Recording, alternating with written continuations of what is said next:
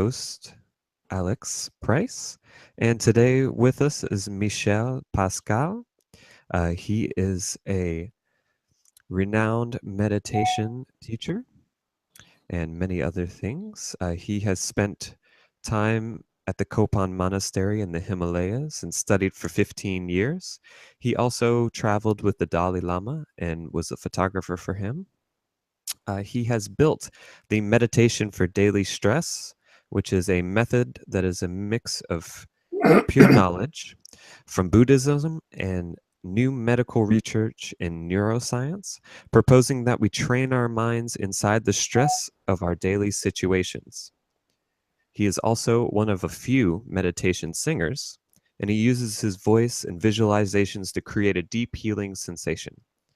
Michael has also created the Amity Foundation, and it's the first meditation program for lifers. So lifers are people who have spent 20 plus years incarcerated, and he's working on reintegrating them into society after prison. Amity is well known for its jaw-dropping statistics. Without support, over 80% of incarcerated citizens return to jail. With the Amity program, 80% of its students escape the cycle of incarceration and re-enter into society. So we're going to have a great little conversation. So thank you so much for joining us, Michel. Thank you, Alex. Thank you so much. It's an honor to be with you and to be with all the people who follow you. It's so every interview, it's so important. What we say, what we think, what we do has consequence, huge consequence sometimes. One time I give an interview like that on a podcast, and after someone say I wanted to die, and suddenly I decide to don't die. I mean, every interview, it's a responsibility when we talk. So Absolutely. Thank you for this responsibility. Well, thank you for coming on and joining us. So tell us a little bit about your history and your background coming from the monastery and studying Buddhism and getting into meditation. So me, I was, when I was so young, 7 years old, 8 years old, I spent a lot of time in churches because in my home, my parents were very stressed. My daddy was very violent all the time. So it was an intuition, a spiritual intuition for me to realize that in our daily life, we need peace. Because the chaos, the violence, the bad emotion, there is no hope on this way. And we know that in neuroscience, when we put electrode on the brain, we see that every emotion, it's a neurochemical addiction. So, for example, if you are violent today, you can be more violent tomorrow and more next year, etc. If you don't re-educate your brain, if you don't practice meditation. Meditation means cognitive re-education. So I love the title of your podcast, Cognitive Podcast. So I was in churches when I was so young, and I started to sing on stage. I was 9 years old in circus in France. And after I became a professional singer in France, I was 16 years. So I help my family with the money, but I spend a lot of time in churches, and I sing every Sunday, all time in churches. And I start after to sing with the best American jazzman musician, like the musician of Pat Metheny, the musician of Carlos Santana. But in the same time, I was all time in my monastery, in my mind. I was in churches, and after I have the chance to publish 19 books in spirituality in French, but the last one is in English. It's my new book, Meditation for Daily Stress. And and after I met Chöpa Dorje Rinpoche in Paris. So Chöpa Dorje Rinpoche became my Rinpoche. In Buddhism, Rinpoche means precious. So it is our spiritual director, it is our master, our guru, our brother, our father, it's all. This is one of the person, the most important in our life when we have a Rinpoche. So I have the chance to be the disciple of Chöpa Dorje Rinpoche during 15 years. And Chöpa Dorje Rinpoche was most of time in Paris to teach, but also after I came to India and I was chosen by the publisher of a book with His Holiness Dalai Lama. So I came in Dharamsala, exactly in MacLeod-Ganj. MacLeod-Ganj, this is a place exactly where live His Holiness. And he has wrote a manuscript, but me, I came to take pictures of the book. And after the publisher asked to me to comment any chapter of His Holiness. So His Holiness wrote a chapter and I wrote after the comment. And the comment was how to adapt the teaching of His Holiness in our daily life. And I wrote after the foreword, the conclusion of the book, the comment. So it was like to co-write a book, but not to co-write in the same time with Holiness. But I was in his monastery to take some special pictures of him, because most of time we see His Holiness Dalai Lama when he gives teaching, but we don't see him when he is in another state of consciousness, when he gives some special ritual, some special puja. We say puja in Tibetan. It's a special ceremonies. So it was special to do some, to try to take a picture of the soul of His Holiness, if we can say that. Wow. So the book was published in France. The title is Instant Sacré, Sacred Instant in English. And you can find the book on Amazon. And if you read French, you can read that I have wrote, and the Dalai Lama, what he wrote. But, and after I came to Kopan Monastery. So Kopan, it's in the Himalayas, in Nepal. Kopan is one of the biggest monasteries in Himalayas. There are something like 2,000 monks and nuns. So it's a big monastery. And after I was also in Christian monastery, because I wrote the play about Sainte Thérèse of Lisieux, and I direct the play and I sing in the play after, and we have performed 1,000 times, something like that, the play with different actresses around the world. And it was amazing to see all religion, Muslim, Jewish, Buddhism, and people atheists. All the people came to listen the message of Sainte Thérèse. And me, when I was on tour, I live in convent, because I was invited many times by the nuns, the sisters, in the Carmel. So it was an amazing honor as a man to live in the Carmel with sisters. So I come from a monastic life and an artistic life. So it's a special, because it's a thing to talk about spirituality. It's another thing when we live in a monasteries. Yeah. It's not the same. When I say to live, it's not to make a retreat. It's to live. Right. Because when we go in a monastery a few weeks, a few days, or we say I take a retreat, it's like if I say to you, oh, Alex, I come in America 3 weeks per year, so I know America. Yes. You will say to me, no, Michel, you don't know America. You spend a few days. So it's the same thing, because a life in a monastery, in any monasteries, it's a spiritual fight. It's a spiritual fight. It's not a life, oh, I stay like that all the time. Not at all. So after in this monastic life came an intuition in my mind that the teaching, the pure teaching that we live in a monastery must be adapted for the daily stress situation.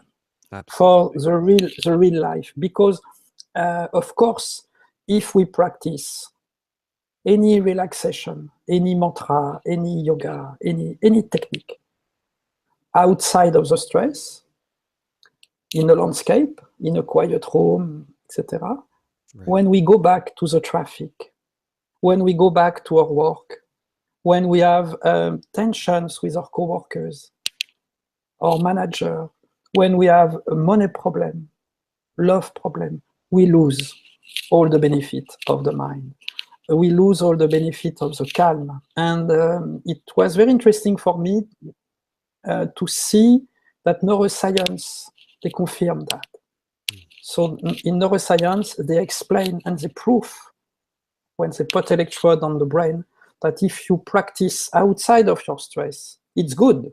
Of course it's good. It's better than to do nothing. But when you go back, you are in a depression because you lose the benefit of the serotonin. Because again, you are stressed by mental habit. Because your brain has not received the conditionment, I can be calm in my daily life. And we are educated with a wrong perception of peace. We think there is a time I can be quiet, so I meditate, etc. And there is a time I go back to my job and I am stressed. So we create a separation in the brain, calm, stress. And this separation, it's a disaster. Yes. It's a disaster because it creates a wrong perception of peace, a wrong perception of meditation, a wrong perception of the life. Peace, it's like oxygen. Anytime, anywhere, we can be quiet. And just to finish this little introduction, it was so important for me to realize that in America, for example, we need to be active, productive, intuitive. But for that, what we need, not to be more stressed, but to be more calm. Because the more the mind is calm, the more the mind is clear. And we can suddenly have an amazing intuition. It's easier to work, to memorize, to synthesize information in the brain. So I realized since I was a child that there is no other solution. We must be quiet. Yes, yeah. Wow, that's so much. It's amazing that you've decided to take these practices that come from the monasteries, that come from the places that are really separate from the society that we live in, and try to bring those in so that we can start to apply those methods into our environment. So much of the time, people seem to be stuck out separating, like you're saying, where they go to a practice of some sort, whether they're practicing yogic meditation, Buddhist meditation, or any other kind of spiritual practice, even Christianity or anything like that.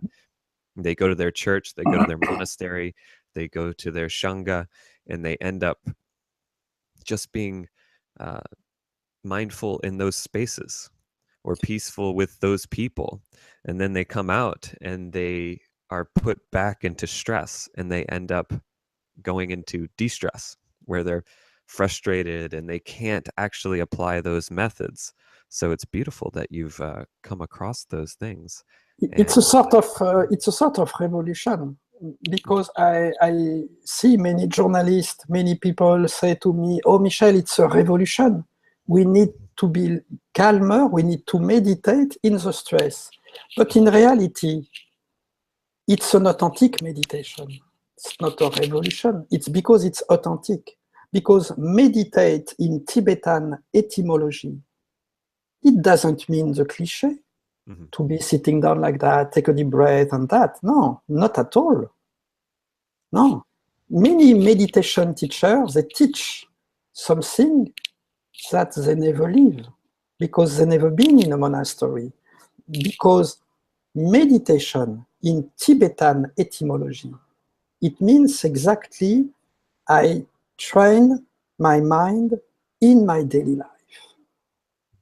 You see the difference between to say I train my mind in my daily life, I mean in my job, in my family, in the traffic, in the train, and I take a deep breath, you see. And also I realize that it's not adapted to our world.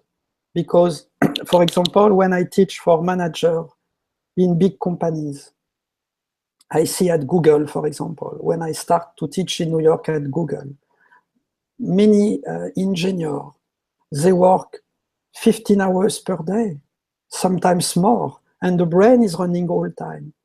So they are so tired mentally. They are very concentrated all the time on the computer. How can we say to someone like that, oh, my friend, you have worked 17 hours per day, wonderful. But now you must be concentrate on your breath, to do like this, to do like that. It doesn't work. Right. It's the same thing when we teach for prisoners. I direct the meditation program at Amity Foundation for Prisoners.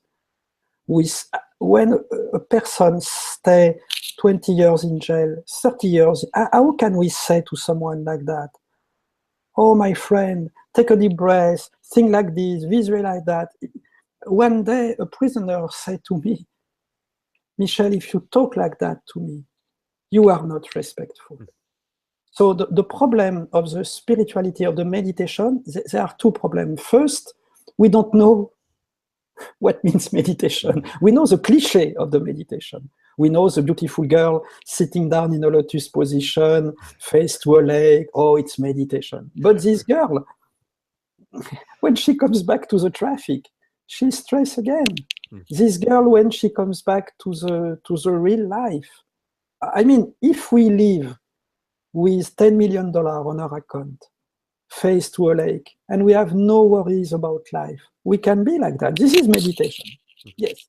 So, and it's very interesting what you say, Alex, about churches, because how many people, we go to the Mass, oh, Jesus, I love you, Mary, but 1 hour after, oh, this guy is gay, oh, this person, she's lesbian, oh, he's Muslim, oh, you know, we complain, we critique. So where is my Jesus?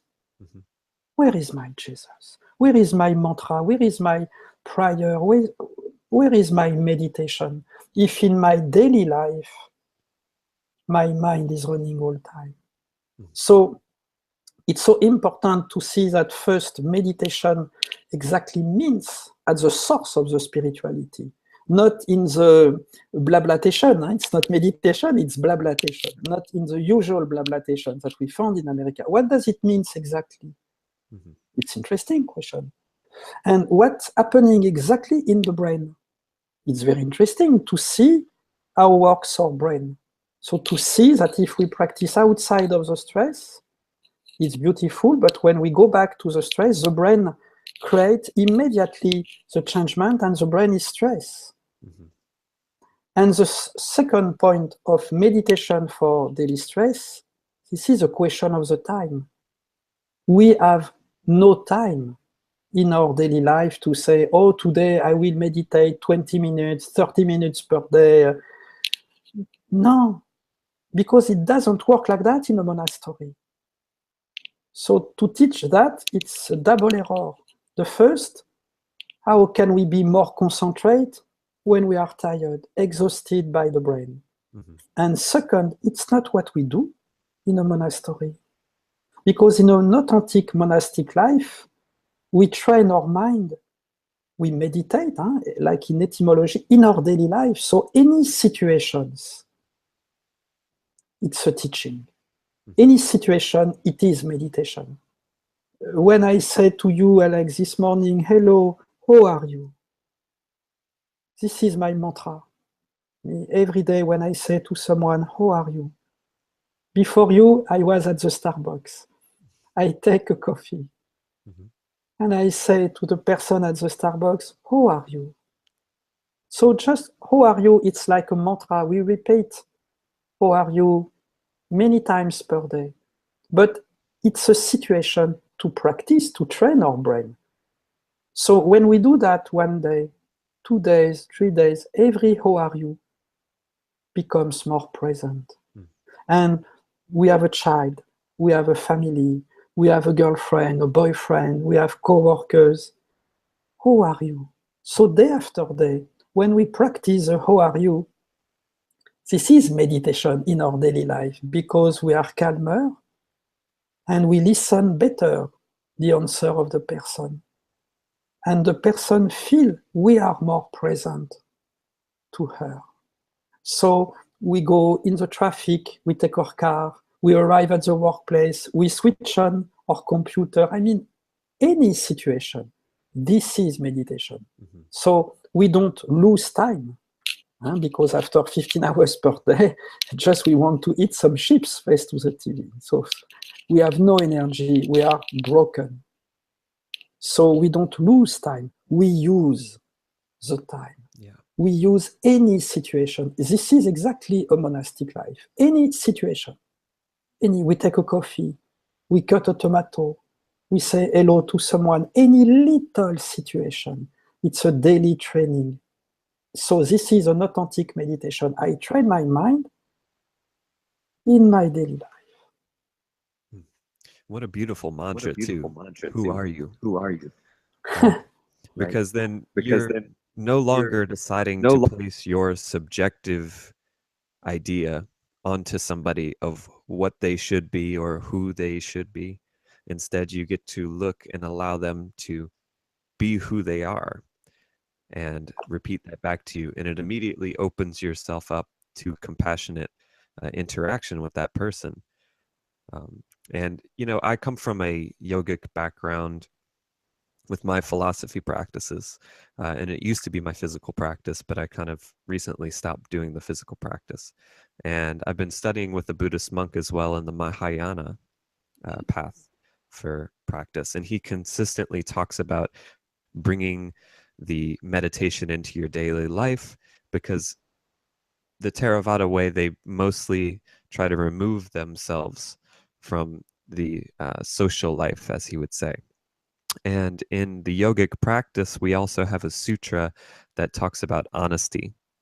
And many times we don't want to honestly look at what something is, who somebody is. We want to create a subjective opinion about that person. And that will bring us out of the present moment. It puts us into projection, into the future, or maybe we're assuming that they're like an experience that we've had in the past. And that consistently causes upset. The more that you do that, the more that you place expectation. So I love that mantra. It's just wonderful. You have good teachers. After the question, it's how to do that. Because it's easy to say, oh, we must train our mind in our daily life. Yes, but the problem is when I must bring my children to the school, when I run to my job, when my coworkers is so stressed, when my manager wants to fight, how can I do that? Mm-hmm. We see, for me, the difference between to talk, we have a fantasy, I would like to do that, and the reality. It's like the resolution at the beginning of the year. I will lose weight. I will, but after first week, I try. But the week after, I buy my chips and I drink my Coke. You know. So Right. the question for me was how to do that concretely. Mm-hmm. So in meditation for daily stress, I have adapted pure special practices that we live in a monastery. For example, in Buddhism, there is a practice, the name is Tonglen. Tonglen in Tibetan means to give and to receive. We can translate by to recycle. So how can I recycle the stressful energy, for example, of my manager? Mm-hmm. I go to work in a company and my manager is very stressed because stress is contagious. Every emotion is contagious. When you live close to people's stress, we breathe the stress. And the stress, it's like the smoke if you live close to people who smoke cigarette. Mm-hmm. So we keep bad emotion. We keep mental toxin. And most of time, what we do, we keep. And so we say, oh, I will forget, I go to a parties, I go to drink, I go to dance. But in reality, the day after, we are more tired. And we keep more and more. So to escape, it's not a solution. So Tonglen in Buddhism means to recycle. So the question is, how can I recycle the mental toxin, the bad emotion, the stress from my manager or my coworker? Because also my coworker and my manager, they don't know what to do with the stress. Because the manager will say, yes, but I am stressed because my supervisor is so stressed. There is all time. It's a lineage of stress. It's a vicious cycle. So in meditation for daily stress, I have adapted, for example, Tonglen, very practically and very simple, and we meditate like a wave. So we visualize the stressful energy like a dark color that we receive from the person, and like a wave, we take out. We see the dark color, we breathe the dark, we keep the dark, and like a wave, we take out. Mentally, we take out the dark energy that we do. So I explain in a few words with you, but when we do that, for example, what's happening? We can do that during the situation. So for example, if the manager is stressed on you, it's not, we do that face to the manager. Huh? We keep that in our mind. But if you scream on me, for example, if you are stressed, me, just I do that, but I visualize that you send me, or the manager send to me, a poison, a mental toxin. So I don't keep the dark, and I take out. So we use some metaphor like the dark energy, like the wave, some color, because we know in neuroscience, when we think about something, when we visualize, it's immediately associated to a cognitive process. So, for example, we know in neuroscience, if I say dolphin, it creates immediately in my brain, in my body, a neurochemical positive reaction, because the concept of the dolphin is totally associated with peace, with a well-being sensation. But if I say, oh, stress or dark color, mental toxin, immediately in my brain, so it's associated with a negative emotion. So negative message from the neurotransmitter to every cell of my body. So when I recycle like that, when I visualize the dark energy, I keep the dark and I offer the dark to the universe in my office, because my office, it's a universe. All is cosmos. The cosmos is in our mind, in our body.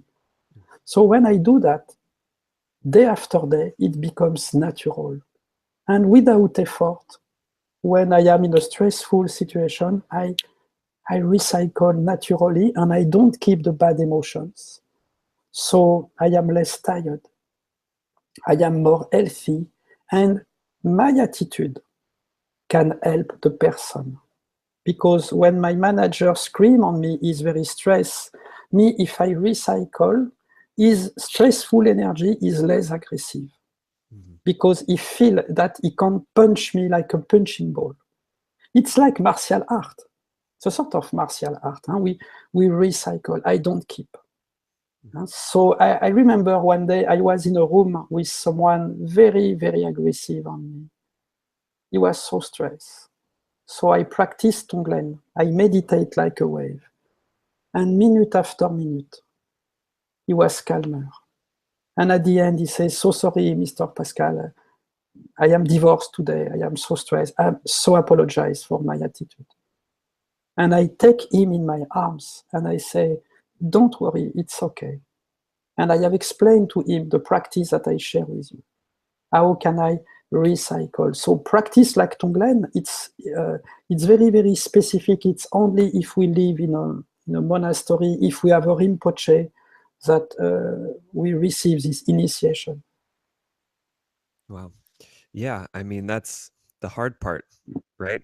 Is you have a stressful situation being placed on you, and then all of a sudden for you to be able to remove how it's affecting you, and then take a breath and right, push it out back into the universe and not back at the other person, right? So how many times do people, they receive that energy, they feel that stress from the other person, they then become that stress, which we know that the Buddha says, if I don't choose to accept your anger, that is your anger that you can keep. It's that same kind of thing where you sit there and you become what they call ahimsa, and I'm sure you know that word, the behavior of nonviolence or non-aggression or non-harm, and then all of a sudden uh, the energy in the room starts to change as you let your own energy that is calm, non-stressed, uh, begin to resonate. And yeah, I mean that's And, our and practice. there is a moment we love stress. Mm-hmm. Me, I love stress. Uh-huh. No, because any stressful situation, this is the spiritual teacher. Right. My Rinpoche, I remember he say all the time, please, Michel, don't become my disciple. Become the disciple of your life. Mm-hmm. So the most important is to see that any situation, we can be in the traffic, in the car, but if we learn with meditation for daily stress, how can I be calmer in my car, in the traffic, at my workplace, when I have money problem and all, we realize that day after day, we love problems. Because in reality, problems are our spiritual teacher. Mm-hmm. Problems are our blessing. I remember in my life, I have a lot of money problem. And at the beginning, I hate that. And day after day, I use those situations to practice more, to be calmer and to find solution. And I found solution. Mm-hmm. So I realized that I love money problem. Yeah. because it's a real teaching. And I mean, it's very interesting. There is a survey that we can do, that you can do, that anyone can do. We can practice any meditation, yoga, Buddhism, Christianity, Muslim, Jewish. We can do what we want. But in our daily life, if the brain is running all the time, Mm-hmm. our practice, it's not efficient. Right. The survey, it's a daily life. And especially when we are in an emergency situation. Yesterday, on my phone, someone aggressed me. She has a lot of mental problem. So she aggressed me. And me, immediately, I call her. And immediately I recycle. And I was the most calmer I can in my voice. Yeah. And a few minutes after, the person felt better.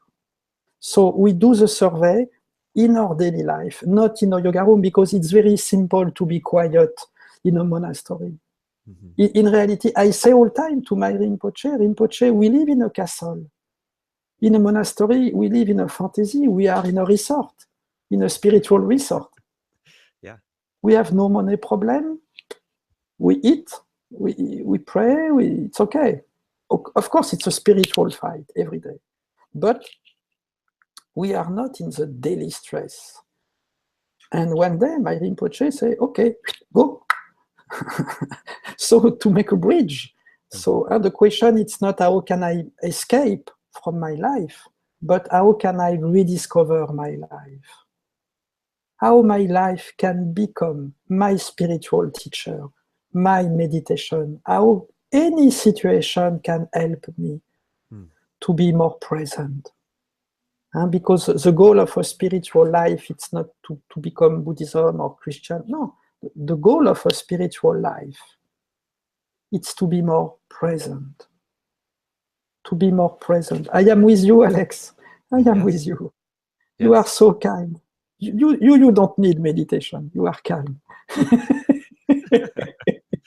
I feel like I have some of this calm because of my meditation practices. But good job. You know, the thing that we tend to see is that people confuse what emotions are. So you're kind of going back and forth and saying how it's our best teacher, these stressful moments, these emotional situations that pop up for us. And the way I've been trying to look at emotion lately is as kind of a frequency or a feedback mechanism. Hmm? So we get into a situation, we fear anger, and that brings us into the present moment of what we are experiencing. And then we can do something about it. We can learn. And it's not meant for us to hold on to. Like you're saying, we have No. to let it go. It's just there to give us that signal so that we can then do something about the situation. Every And emotion, it's like a wave on the ocean. mhm, So after an emotion, there is another emotion. After a wave, there is another wave. But we can't stop the wave on the ocean. So what can we do?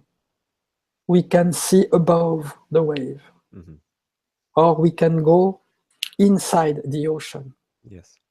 So the key, it's not exactly like you say, we can't stop our emotion, but we can see our emotion. Mhm, And our emotions are like a wave.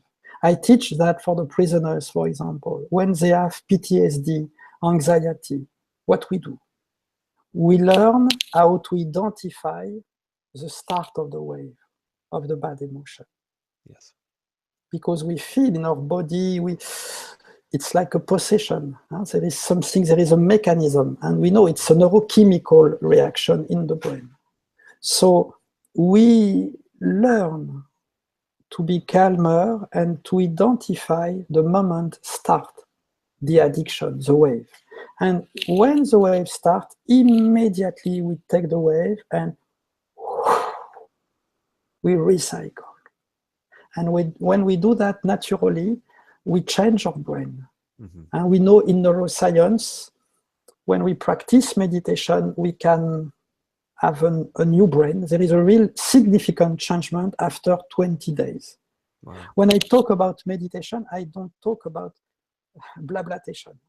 I, mean, I, don't, I don't talk about the cliche to say, oh, go to be sit down in a lotus position with a candle, see a red color, 10 minutes per day. If we can do that, it's wonderful. But when the candle is switched off, when we go back to the stress, we are stressed again. So it's not an authentic meditation. In an authentic meditation, it's 24 hours, it's our daily life. So when we train our mind in the daily life, naturally, after 20 days, we have changed our mind. Wow. So it's very important to understand that meditation like that, an authentic meditation, it's not a technique. Mhm, It's not a technique.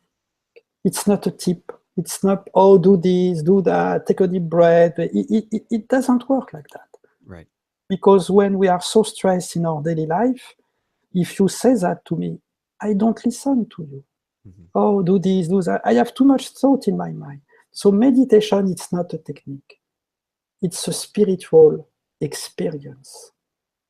There is a moment we feel, oh, there is something that we can't explain. A spiritual experience we can't explain.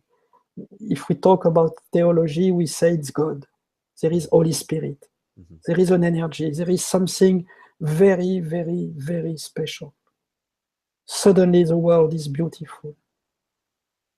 A spiritual experience is when we feel a quality of peace grandest than a psychological peace.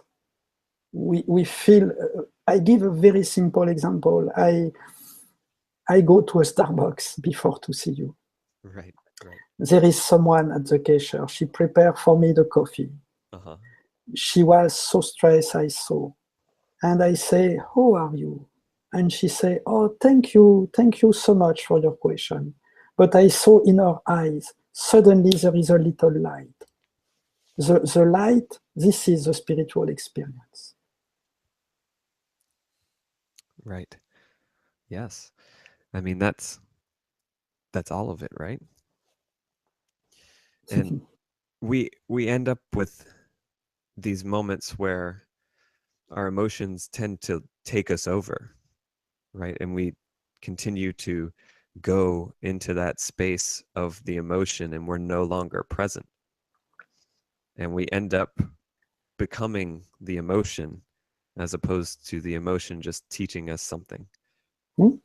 And I find that that's happening consistently with the people that I'm interacting with, where they want to relive that wave. And so that whole talk that you do about the addiction to the wave, or diving under the ocean and deciding not to come up and take a look and observe, I'd like to hear a little bit more about what you're witnessing from that addiction, what you're seeing when people kind of attach themselves to the past of those emotions, and how your practices has kind of helped people move through that. I love your question, because your question is very, very important, very precise. So it is what we do, for example, with prisoners. How can we say to a prisoner, you must do this. This is my technique. You must do that. The person is unable to listen to you. It is the same thing when you talk to a celebrity or when you teach to a manager, because a celebrity is all time stressful. The success, my success, my success, my new movie, my new movie. So it's a disaster. It's a mental prison also for the celebrity. Who is in jail? Who is in jail? Sometimes prisoners are more free in the mind than some celebrity in a mansion in Hollywood. So where is the wall? Where is the jail? So to help someone, a neurochemical addiction. I give an example very concrete. 3 days ago, I teach for someone, he is bipolar. And when he came to the session, it's a private session. So his cousin, she said to me, oh, Michel, it's very, very painful for him. Can you do a session? And he will not listen to you more than 1 minute.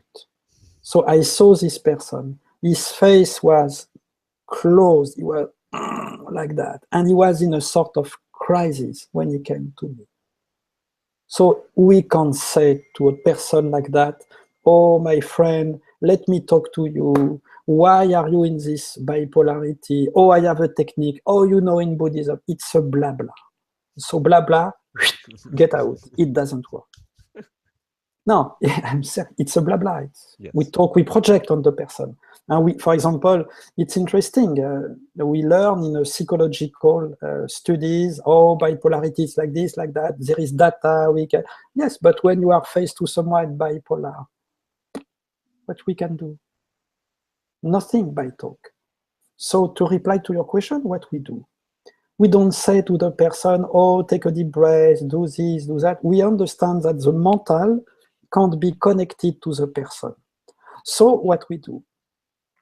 Immediately with the person, we live a spiritual experience. So I can practice with you in 1 second, 1 minute, and share with you what I did with this person. This is the best answer for your question. Okay. So the person was faced to me, very stressed, in sort of panic attack. I say, hello, how are you? And he say, you want to talk? You want to know why? I say, no. I say, just, I snap 3 times and we close our eyes. And we close our eyes. We are sitting down like a mountain. We do nothing. Just we are sitting down like a mountain. And when we are sitting down like a mountain, we can meditate like a mountain. We can breathe mentally the stability of the mountain. So we visualize the mountain, we see the stability, the eternity of the mountain, and we breathe in mentally the stability of the mountain. We keep stability in our mind, we keep our breath, and we exhale stability.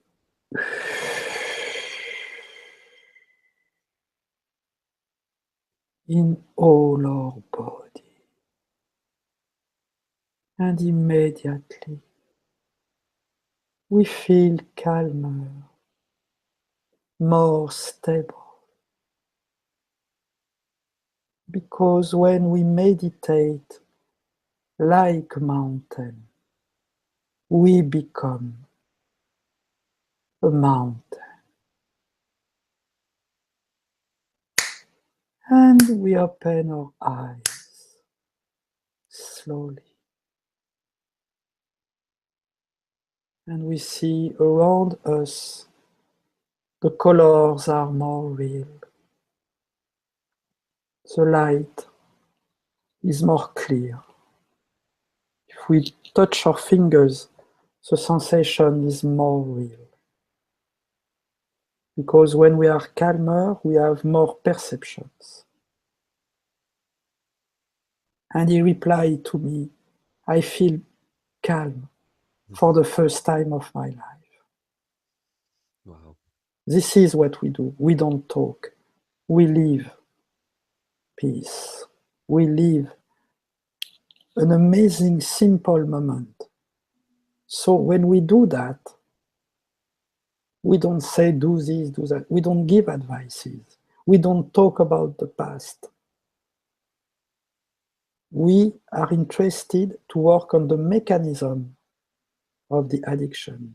So we stop the mechanism because we live peace. This is the difference, the same difference between to talk about spirituality and to live a monastic life. It's a thing to learn, it's another thing to live. So in meditation for daily stress, more than to learn, we live the experience. And we use the powa. Powa in Buddhism, maybe you know, this is a transfusion of consciousness. So we give an energy to the person.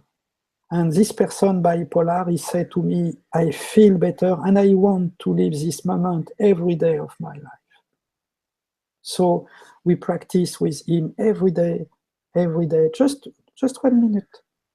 But minute per minute, we re-educate the cognitive process of the brain.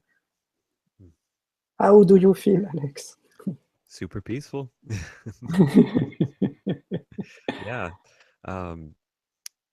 It just feels like instead of making it complex, which the person's already dealing with complexity as they're sitting there in their minds running off with monkey mind and horse mind and all of these things, and they're trying to project what they're going to say, and they're trying to not get in trouble by behaving a certain way, and then you viewing them a certain way, and that's all just a bunch of complexity. And then all you do is you sit and you snap your fingers and they zoom into the present moment.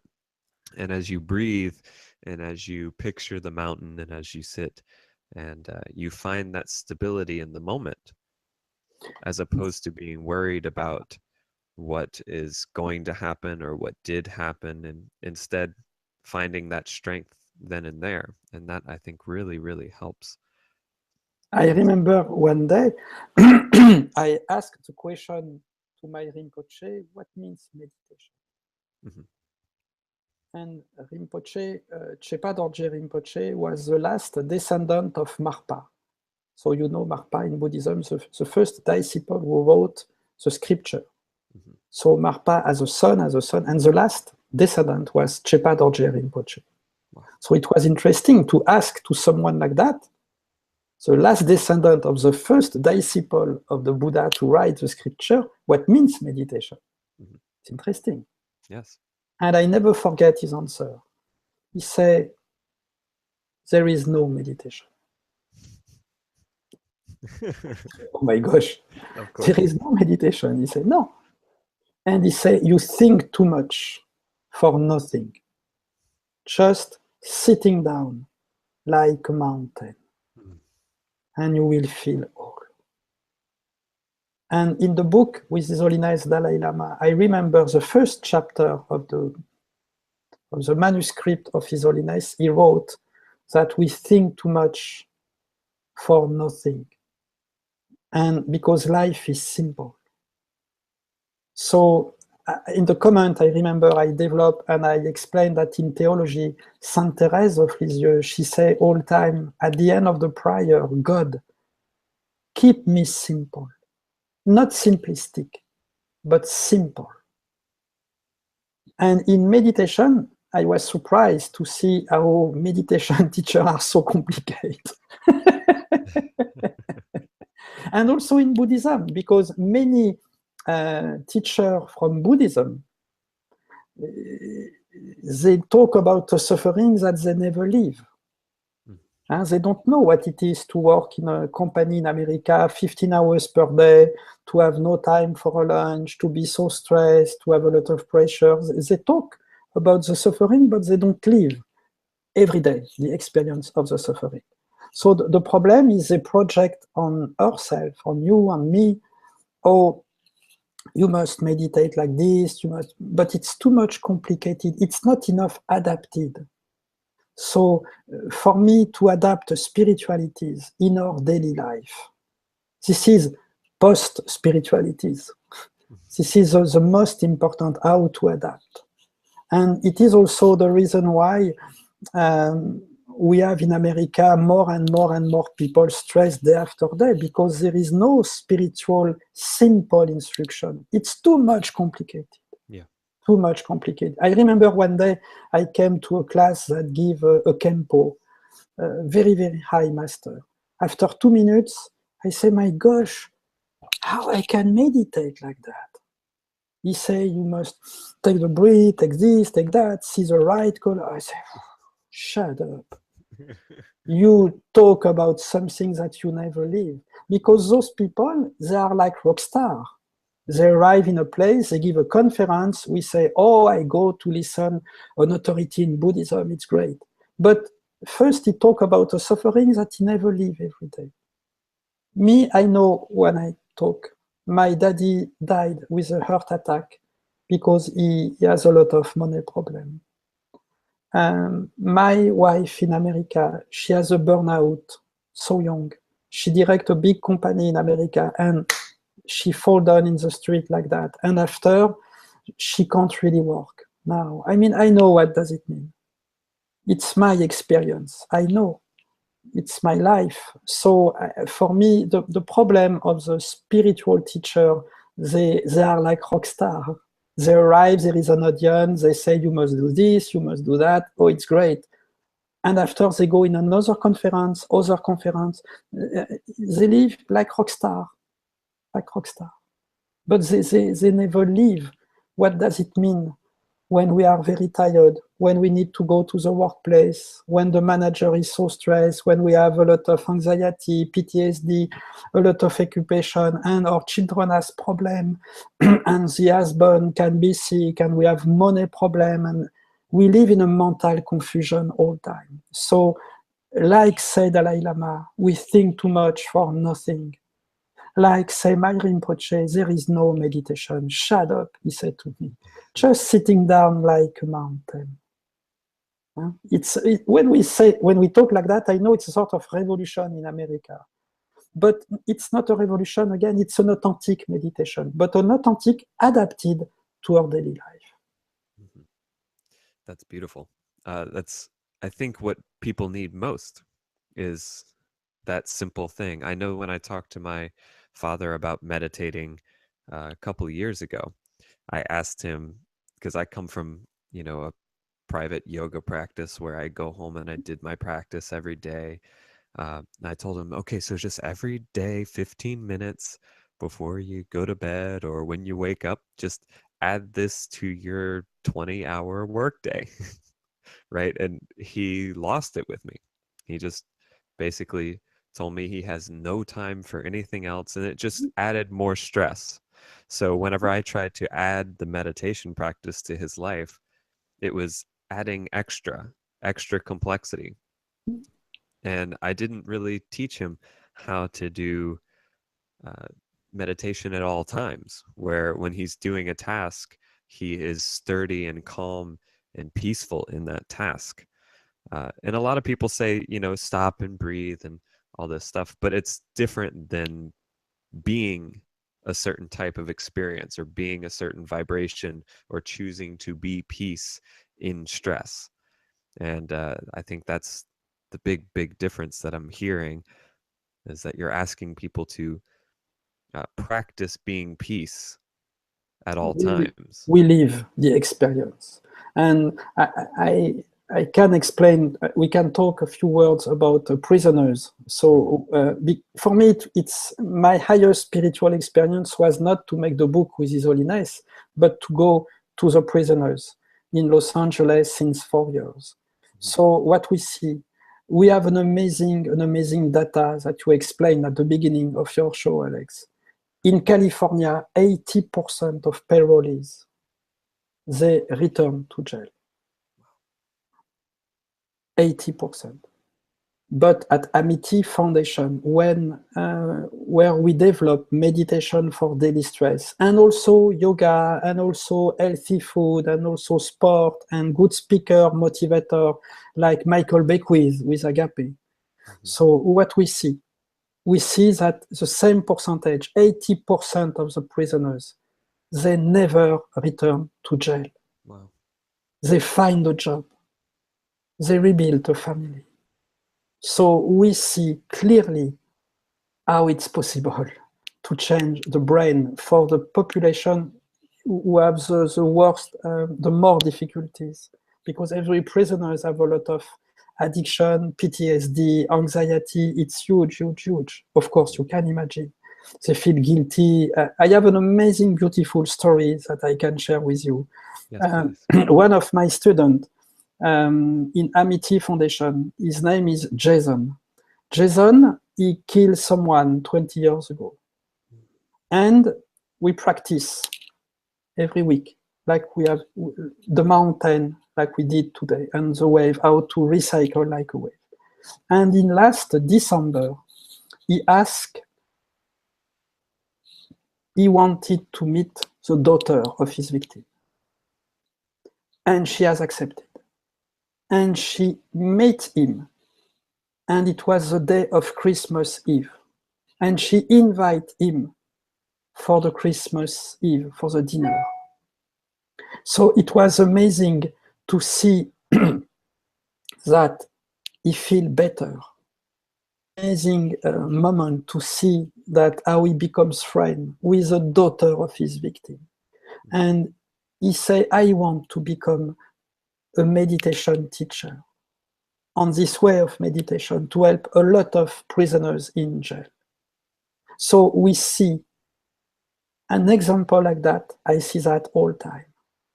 So in America, we have found the key at Amity Foundation. Not only me, but I mean with all the instructors, and also with Agape, with Michael Beckwith, because Michael is unbelievable, and also with a good yoga instructor and speaker, and all together. Amity Foundation, this is the only foundation in California, in Arizona, in New Mexico, 80%, they never return to jail. So it works. It works with no pills, no chemical product, nothing, just to re-educate the mind in the daily life. So for that, what we do, we don't say to the prisoners, do this, do that, what was your past, let me talk to you, sign a protocol. Shut up.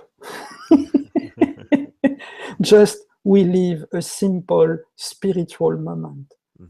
And at the end of every session, I sing some melodies a cappella to help the prisoners to be less stressed. This is the show that I perform at Carnegie Hall. Last year, I came on stage with nothing, just voice, a cappella show during 1 hour and a half. And I guide meditation and I sing many melodies. And immediately all the audience felt better. So I perform again this year, Tuesday, October 17, at Carnegie Hall, a new meditation concert, and all the benefit of the tickets, all the benefit will help to train a woman survivor of cancer to teach this way of meditation for women who has breast cancer. And also to train meditation teacher for prisoners. Because when we see the result at Amity, we need a lot of teachers in jail, for homeless, for people who have no money. I opened my classes in LA officially at Body Tree. Body Tree in West Hollywood. This is a famous place when they host Deepak Chopra, Yogi Cameron, Eckhart Tolle, all the big masters of America. And we open my classes every Sunday, but every classes will be free. Free. No money. Everyone can come. Because me, I was shocked when I arrived from Himalayas to see that to practice any well-being activity, we need to pay. Mm-hmm. And many people, they have no money, or they are in fragile situation. To give $50 for a class, or in many meditation center in LA, they charge $250. It's crazy. When we have no money, right. We have a soul, and we need to be calmer. So everyone can come at the classes. It will be also on live streaming. Body Tree, they have 100,000 followers on Facebook live. So you are so welcome. Anyone can come to the session, live streaming. It will be from Sunday, August 13 at 4 p.m. Pacific time. And if you want, Alex, you are so welcome to come in a classes with prisoners. If you come to LA, if you want to come at Carnegie Hall, or or I will be so happy to give a workshop in your state, because yes, we are cousins. We are cousins. So yes, we are. We could give the concert, and we can give an amazing workshop to help a lot of people in your area. Wonderful. We'd love to have you down here in New Orleans. And it sounds to me, it's really uplifting for me to hear these types of stories, because I have been concerned for a long time that there's people talking about problems, but they're not giving solutions. And what you're doing is the work that's most needed.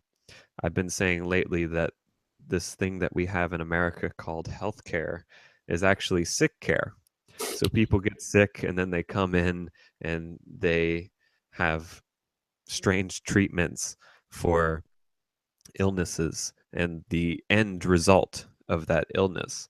But we don't go to the beginning of the wave like you're talking about and wipe out the beginning. And sometimes it's as simple as recharging the mind, recharging the batteries. And, we can use insurances to pay for sick care at times, sometimes, but we can't use it for actual health care, which is things like meditation and so many of the other holistic paths that can actually help us before we ever get sick. And I'm so glad to hear that you're offering a lot of things out of the kindness within yourself to the people, knowing that many of us do struggle financially, and to actually take care of ourselves, it takes first that step of self-care, which is hard enough, and then you put a price tag on it and it makes it almost impossible, right? People can go on my website, because on my website you have a lot of meditation session, audio guidance. All is free. And what's your website? michelpascal.tv. Wonderful. It's a sort of TV online. Every day we post a lot of new videos, documentaries, many things. So michelpascal.tv. And also there is a book, Meditation for Daily Stress, if you want to read the book. I was so happy to see at Whole Foods and all the supermarkets, Whole Foods, they have chosen this book, and they distribute the book in any Whole Foods, in Barnes and Nobles, in Amazon. Of course, you can find the book. But also, we create an application. So, and this application will be launched for the Carnegie Hall in October. And in this application, we will have 1,000 videos to train your mind in any situation. Wow. And in this application, for the money, there is something amazing. The more than you practice, the less you pay. So the application can be free, just if you practice every day. Wow, that's a good deal, I'd say. Yeah. Well, I appreciate you so much for your time, Michel. It's been wonderful, wonderful chatting with you. Thank you, Alex, for what you do. Thank Oh, you. And congratulations for your practice every day. thank You you. don't need meditation. You are what you say. It's fine. Please don't practice any more meditation. Well, meditate in my daily life. How about that? How about that? True, true. Yes, yes. But you are so welcome if you come in Los Angeles to see session with prisoners. And I will be so happy. I never been in Louisiana. I would like to come because I know there is a roots of the French. I was born in France, and I would like to see how it was. So Yeah, maybe one day I will come to come come to. in. You could stay with us, and we'll take care of you. And my mother will Thank make you you, some Alex. Cajun food, and uh, Ah, thank you, and you can Alex. You try are to so teach her a sweet. little bit of French. But yes, so it's just such a wonderful thing to hear about meditation and from a person who's come such a long, long path of searching for some truth and searching for ways to apply that truth to the lives that we live, as opposed to just holding on to that information like I see so many spiritual rock stars doing. And so I'm eternally grateful for you coming on the show. Thank you, Alex, for what you do. Thank you so much. Yes, and this has been the Cognitive Rampage, and I hope you all are living your cognitive rampage every single day. Hope you take care of you, as the wonderful Adam Lowry would say. And thank you so much, Adam, for allowing me to come on and guest host. Thank So you, madam. I love you all, and I'll talk to you next time.